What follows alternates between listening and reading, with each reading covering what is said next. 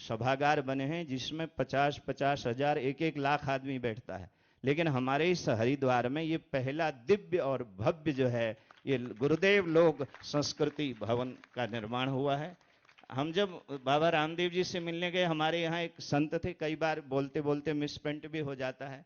बाबा रामदेव जी ने कहा हाल बड़ा दिव्य भव्य बना है, तो महाराज जी क्या होगा उसमें? एक संत बोल पड़े, वो बोले शोक सभा करेंगे। बोले ना, शोक सभा नहीं, उसमें योग सभा होगी। हाँ, उसमें योग सभा होगी। देखो यहाँ महाराज जी भागवत गुजरात वालों की बहुत होती है, और ये योग और प्राणायाम चतुर्थ स्कंद को अगर हम देखें तो उसमें सबसे बड़ा तप जो ध्रुव ने किया वो प्राणायाम ही किया, प्राणायाम परम तप। तो बहुत बहुत साधुवाद। अब मैं इसी क्रम में परम श्रद्धेय परम पूज्य हमारे पतंजलि योगपीठ के महामंत्री आचार्य बालकृष्ण जी को निवेदन करूं। उससे पहले हमारे एक संत हैं शांतानंद जी महाराज, वो भी 2 मिनट के लिए भावपूर्ण श्रद्धांजलि। शांतानंद जी महाराज यहीं से खड़े हो जाओ, 2 मिनट में वो भी भावपूर्ण श्रद्धांजलि, उसके बाद फिर आचार्य जी से निवेदन करेंगे। गुरुर् ब्रह्मा गुरुर्विष्णु गुरुदेवो महेश्वरा गुरु साक्षात परब्रह्म तस्मै श्री गुरुवे नमः। सभी मंच पे विराजमान संत महापुरुष मंडलेश्वर महामंडलेश्वर महंतगण, हमारे मुकामी जन अखाड़े के सभी सदस्य, मैं सभी को अपना दंडवत प्रणाम करता हुआ सभी भक्त मंडली सेवक जन। सो महाराज जी, सभी संतों ने, सभी मंडलेश्वरों ने बहुत कुछ हमारे इस आश्रम के लिए, हमारे गुरुतुल्य स्वामी भगवत स्वरूप जी के लिए और हमारे ब्रह्मलीन महामंडलेश्वर स्वामी राम स्वरूप जी के लिए बहुत अच्छा बोला। सो ये गुरुमंडल आश्रम अपने आप में एक जो शिक्षा का केंद्र भी है, विद्या का केंद्र भी है, ज्ञान का केंद्र भी है, और वह ये ऐसे विशाल कार्य करते हैं समाज के लिए को जो सुनने में, देखने में और जानने में बहुत कम मिलती है।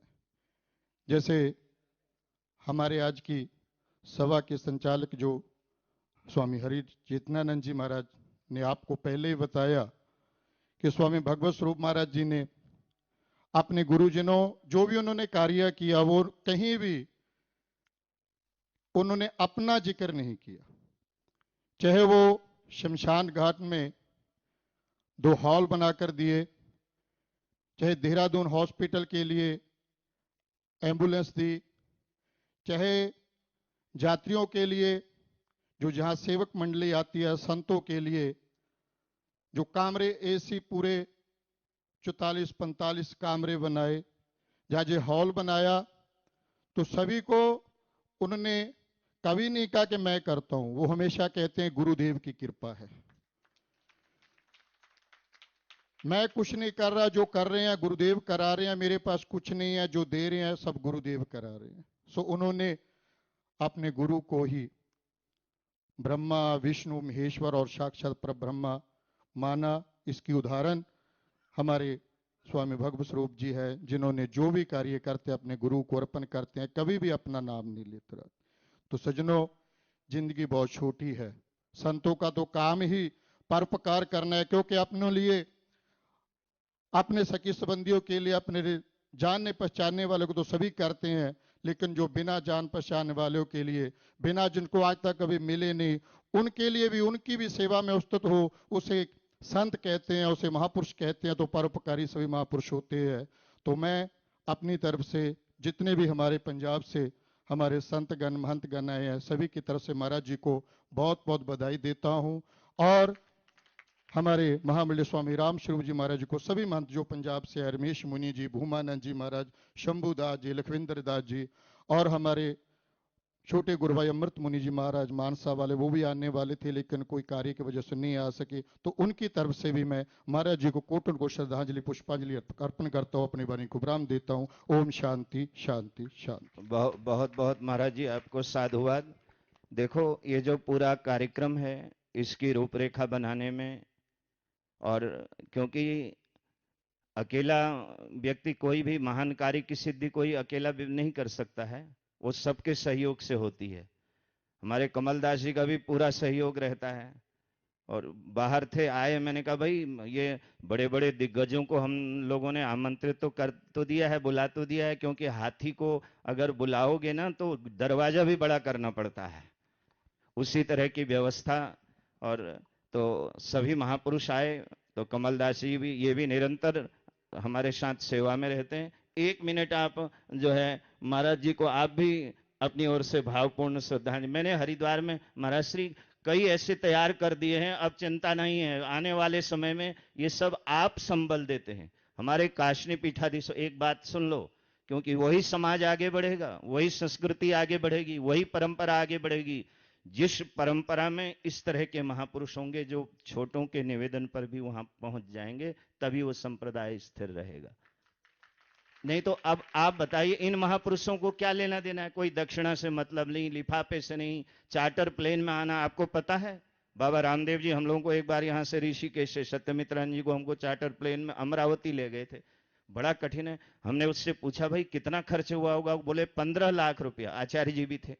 तो आप देखिए इन महापुरुष, ये हमारे समाज की रीढ़ हैं, ये हमारे समाज का संबल हैं, और इन पर हमको गर्व भी करना चाहिए। अगर हम वो गर्व हम करते हैं तो गर्वीला होना नहीं है, क्योंकि ऐसे समय पर आना तभी जो है ना समाज का। और देहरादून दरबार वाले महाराज आपने भी बहुत कृपा की है, बहुत बहुत साधुवाद। 1 मिनट में बोल जगतगुरु श्री चंद भगवान की जय।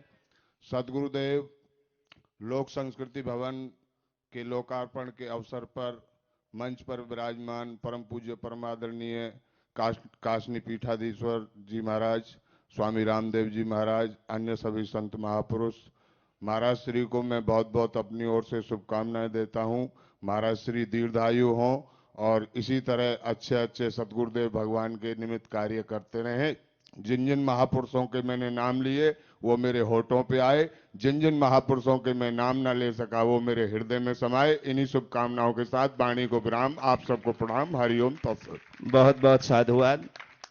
आइए मैं अब जिस नाम को स्मरण कर रहा हूं, पतंजलि योगपीठ, पतंजलि आयुर्वेद के संस्थापक, पतंजलि रिसर्च सेंटर के निदेशक, और जिन्होंने आयुर्वेद को एक नया आयाम देकर के पूरे विश्व में पहुंचाया।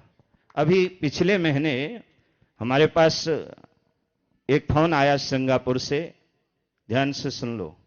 मैंने पहले ही कहा था हमारे समाज में जिन लोगों ने जो महान कार्य किए हैं उसकी चर्चा न करना भी अपराध है, उसकी चर्चा करना प्रशंसा नहीं है। अब चर्चा न करना कई बार हमारे लिए अपराध बन जाता है, मनुस्मृति में कहा। सिंगापुर से फोन आया, क्योंकि उन्होंने कहा कि हमारे जो दामाद हैं वो अपनी बच्ची को, लगभग 3 या 4 साल की वो बच्ची थी, और उसका शरीर की स्थिति ऐसी हो गई थी कि वो न बोल सकती है न अपनी गर्दन सीधी रख सकती है। तो उन्होंने कहा कि हमने इसको अमेरिका में भी दिखाया है, वहां के डॉक्टरों ने मना कर दिया है कि ये ठीक नहीं हो सकती है, क्योंकि वो जो होता होगा ना वो उसके बारे में तो आप लोगों का हमारे लिए आउट ऑफ सिलेबस है। तो मैंने कहा भाई वो जब अमेरिका के डॉक्टरों ने मना कर दिया तो उन्होंने मेरे को कहा आप एक बार हमको बालकृष्ण जी से मिला दो, वहां दिखा दो, क्योंकि हम कई बार बेटी बचाओ बेटी पढ़ाओ ये चर्चा तो करते हैं, तो अपना भी हृदय द्रवित हुआ। मैंने कहा आप आ जाओ, और मैं उनको लेकर के पतंजलि योगपीठ गया। आचार्य जी ने देखा, वैद्यों ने देखा, वैद्यों ने भी जो लिखा था लेटर पैड में जो दवा, लेकिन फिर आचार्य जी ने उसमें से 1-2 दवा काट दी और उसमें 1-2 और लिख दी, और वो दवा दी। वो सिंगापुर चले गए। कुछ दिन पूर्व हमारे पास फोन आया, महाराज जी थोड़ा अंतर होना शुरू हो गया है, वो बच्ची ठीक होना शुरू हो गई है। महाराज जी उसके जो नाना जी हैं वो हमारे गुरुदेव के आश्रम से भी जुड़े हुए हैं, टाटा में पहले मैनेजर थे, और वो बच्चा बहुत बड़ी पोस्ट में है सिंगापुर में। लेकिन शायद उनके परिवार को जितनी प्रसन्नता नहीं हुई होगी, उससे ज्यादा मुझे प्रसन्नता हुई, क्योंकि जिसको अमेरिका ने के बड़े बड़े डॉक्टरों ने मना कर दिया था, आयुर्वेद की ताकत को आज पूरा विश्व समझ रहा है। अगर सरकारें इसमें थोड़ा सा और सहयोग और ये करें तो क्योंकि इसको बहुत साइंटिफिक तरीके से आचार्य जी ने पहुंचाया। मेरा इसलिए वो रहता है, इस तरह की जब सभाएं हों, इस तरह के लोग आएं और उस संदेश से औरों को भी नवजीवन मिले।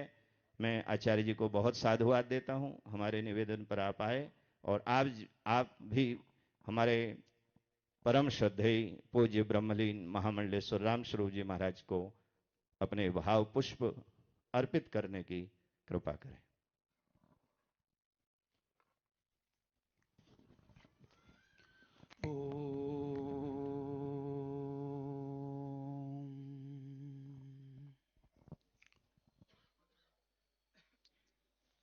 आज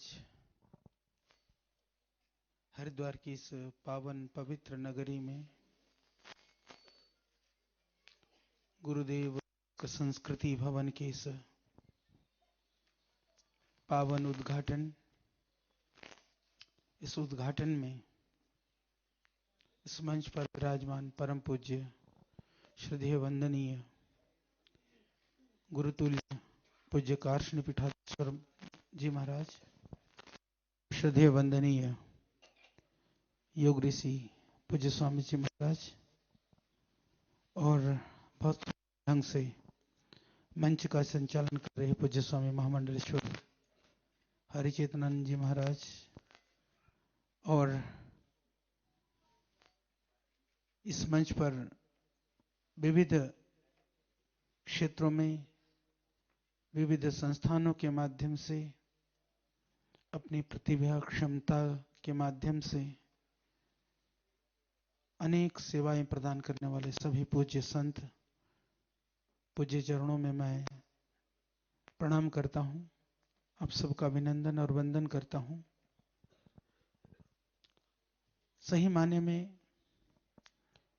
जितने भी पूज्य संत महात्मा हैं, हम चाहे बहुत बड़े हैं या छोटे हैं, जो कुछ भी हैं गुरुजनों की कृपा से हैं, उनके आशीर्वाद से। जो व्यक्ति परिवार छोड़ देता है तो गुरु ही एकमात्र आश्रय और आलंबन रहता है। उनके आशीर्वाद से ही हम बड़े होते हैं। यदि हम गुरु को सामने रखते हैं तो हमारी सत्ता स्वतः ही बनी रहती है, क्योंकि जहां पर मूल होता है, जड़ होता है, वो वृक्ष सदैव हरा भरा रहता है। ऐसे ही कार्य, ऐसी ही संवेदना, ऐसी ही भावना मैंने परम श्रद्धेय वंदनीय परम पूज्य श्रद्धेय महामंडलेश्वर पूज्य स्वामी भगवत स्वरूप जी महाराज की, उनके हृदय में, उनकी भावनाओं में, उनकी संवेदनाओं में हमने महसूस किया। पूज्य गुरुदेव को आगे रखते हुए, पूज्य गुरुदेव को सम्मुख रखते हुए आप कार्य कर रहे हैं।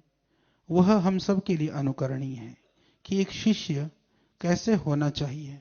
और हम तो ऐसा कहते हैं, मैं ऐसा महसूस भी करता हूं, गुरु बना नहीं जाता है, शिष्य बनना पड़ता है। जो शिष्य बन जाता है, गुरु तो दुनिया मान लेती है। तो इस तरह से आपकी जो शिष्यत्व ने आपकी महानता को दुनिया के सामने प्रकट किया है। कनकल शमशान में हमको कई बार जाना होता है, तो वहां जाते हैं तो आपका जो कार्य है वो दिखता है, पूरी दुनिया को दिखता है, हमको भी दिखता है। इसी तरह से जैसे बाहर एम्बुलेंस खड़े हैं, न जाने कितने रोगियों के लिए, कितने जीवन के लिए वह जीवनदायी सिद्ध होगा। तो इसी तरह से इन दिव्य और भव्य कार्यों को आप आगे बढ़ाते रहें। प्रभु आपको अनंत सामर्थ्य प्रदान करें। हम सब आपके साथ हैं। हमारी सारी शक्ति, हमारी सभी भावनाएं, जहां भी जो भी आप आदेश करेंगे, जो भी हमसे बन पाएगा, जो भी हम कर पाएंगे, हम आपके साथ हैं। और उस सेवा की कार्यों में हम हमेशा खड़े आपको मिलेंगे। तो पुनः इस मंच पर विराजमान सभी पूज्य संत महात्माओं के चरणों में वंदन करते हुए, मेरे सम्मुख भी बहुत सारे हमारे पूज्य संतगण हैं, अनेक क्षेत्र के विद्वान गण हैं। मंच पर हमारे परम आदरणीय, परम सम्माननीय हरिद्वार के उद्भट विद्वान पंडित राकेश जी भी यहाँ पर हैं, विष्णुदत्त राकेश जी, उनको भी मैं नमन करता हूँ। और इस एम्बुलेंस के साथ साथ में, क्योंकि हम सब जानते हैं कि महंत इंद्रेश हॉस्पिटल, क्योंकि जितने संपूर्ण रोगियों की सेवा के लिए इस क्षेत्र के लिए एक अद्भुत संस्थान है, उसमें मुझे ये पता है कि जितने भी संत महंत और महात्मा हैं उनके लिए भी वो एक फोन मेरे को पता है पूज्य कोठारी जी महाराज राजेंद्र दास जी से, क्योंकि हमारी बहुत ज्यादा उनका आशीर्वाद हमें मिलता था। तो कभी कुछ हो जाए तो पूज्य महाराज श्री यहाँ पर हैं, जो गुरु राम राय दरबार का आज पीठ पर आसीन हैं। ऐसे सरल पूज्य स्वामी देवेंद्रानंद जी महाराज को भी मैं बहुत प्रणाम करता हूं। और सबकी सेवा के ही संत हैं, जितने भी यहाँ पर हैं सब सेवा में निरत हैं, सेवा के लिए हैं। तो आप सबके लिए मैं भगवान से यही प्रार्थना करता हूं। मैं तो क्योंकि ऐसा महसूस करता हूं कि आप सबको देख करके हमको ऊर्जा आती है। यदि हम कुछ करते हैं और आपको लगता है कि हम कुछ कर रहे हैं, तो हमें लगता है कि वास्तव में जो जीवन का लक्ष्य है शायद सही दिशा पर है। इन्हीं शब्दों के साथ मैं अपनी वाणी को विराम देता हूं। बहुत बहुत साधुवाद। बड़े बड़ाई ना करें, बड़े न बोले बोल, रही मन हीरा कब कहे लाख टका मेरो मोल। समाज सेवा के लिए समर्पित कुछ ही संस्थाएं इस राष्ट्र में शिक्षा के क्षेत्र में, चिकित्सा के क्षेत्र में और मानव सेवा के क्षेत्र में कार्य कर रही हैं। और कनखल शमशान घाट में हमारे दाईं ओर बैठे हैं महाराज विवेकानंद जी हैं, तो वहां इन्होंने भी एक वातानुकूलित कक्ष तैयार हो गए, वो तैयार हो गए, लेकिन शमशान घाट में जो तैयार होता है उसके उद्घाटन के लिए कोई तैयार नहीं होता है। ये बड़ा चक्कर है। ये हमारे वहां 10 नंबर में वो सिंधी समाज ने घाट बनाया, महाराज LK आडवाणी जी को कहा हम लोगों ने कि आप उसका उद्घाटन कर दो, बोले मैं ही मिला हूं तुमको। तो कई बार प्रॉब्लम भी होती है, लेकिन वो कार्य बहुत महान है महाराज जी, कार्य बहुत महान है। और आपको मैं निवेदन करूं, देखो अब हम अपने मुंह से अपनी बात करें, खड़खड़ी का जो शमशान घाट है महाराज जी, हम लोगों ने जितनी भी जो आहुति हो सकती थी वो दे करके, आप कभी खड़खड़ी का शमशान घाट भी देख करके आना है। वो हम लोगों ने थोड़ा थोड़ा आहुति डाली जितनी बन पाती थी, और उसको भी भव्य और दिव्य बनाया है। तो आज देखो सत्संग में शुष्कता नहीं आनी चाहिए। हाँ, तो ये कई बार हास्य में भी, क्योंकि हमारे साहित्यकार भी बैठे हुए यहाँ, हास्य में भी व्यंग होता है। हास्य के व्यंग को समझ लो तो बस कई बार वो हमारे जीवन में प्रेरक बन जाता है। आइए हम परम बहुत विद्वान और संतों के प्रति निष्ठा रखने वाले हमारे पंचपुरी के परम विद्वान डॉक्टर विष्णुदत्त राकेश जी, मैं उनसे निवेदन करता हूं कि 3-4 मिनट में जो है वो अपने भाव पुष्प अर्पित करें, क्योंकि आज हमने ये सोचा है कि जो समय शेष बचेगा, हम ज्यादा से ज्यादा समय आज बचा करके चल रहे हैं, क्योंकि खर्च कर सब सारा ही खर्च कर लेंगे तो गड़बड़ हो जाएगा। हम चाहते हैं कि जो है महाराज श्री रामदेव जी बाबा, हमारे पूज्य काशनी पीठाधीश्वर जी, महंत देवेंद्र दास जी, इन लोगों के संदेश को हम सुने ही नहीं, हम आत्मसात करने की भी कोशिश करें। हाँ,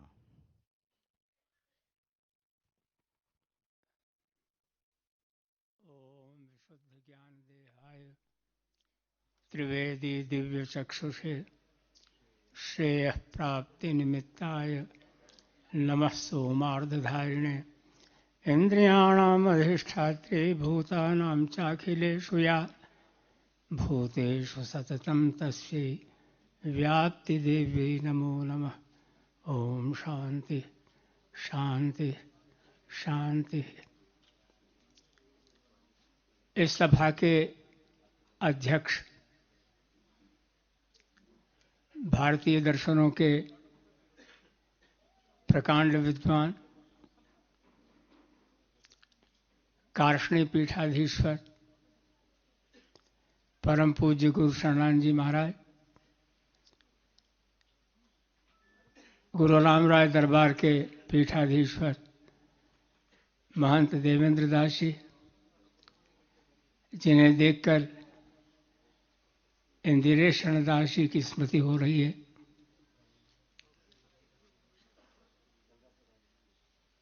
स्वामी रामदेव जी, बालकृष्ण जी, भगवत स्वरूप जी, और मंच को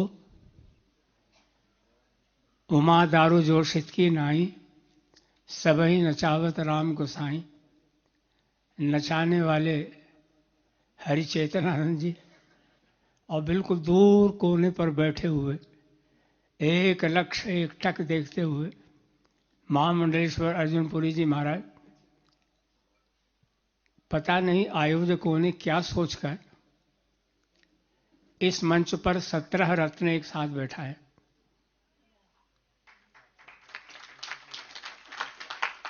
आज 17 तारीख है और ये 17 रत्न बैठे हुए हैं मंच पर। मैं दृष्टता कर रहा हूं सभा की परंपरा को तोड़ते हुए कि इन महापुरुषों के नामों का पावन उच्चारण नहीं कर रहा हूं। संदर्भ की बात करते हुए हरिचेतनानंद जी ने भागवत की चर्चा भी की और गीता की चर्चा भी की। मुझे श्रीमद् भागवत के तृतीय स्कंध के तीसरे अध्याय का 10वां श्लोक याद आ रहा है। भगवान अपि विश्वात्मा लोक वेद पथानुगः। भगवान अपि विश्वात्मा लोक वेद पथानुगः कामांस सेवे द्वारवत्याम असक्तः सांख्यमास्थितः। संस्कृति की धारा उद्धव जी महाराज कह रहे हैं कि भगवान कृष्ण के जीवन में लोक और वेद के माध्यम से आदर्श रूप में थी। संस्कृति की धारा बहती है, एक किनारा लोक और दूसरा किनारा वेद या शास्त्र होता है। लोक किसी भूखंड में रहने वाले मानव समाज के भौगोलिक, जैविक, आत्मिक,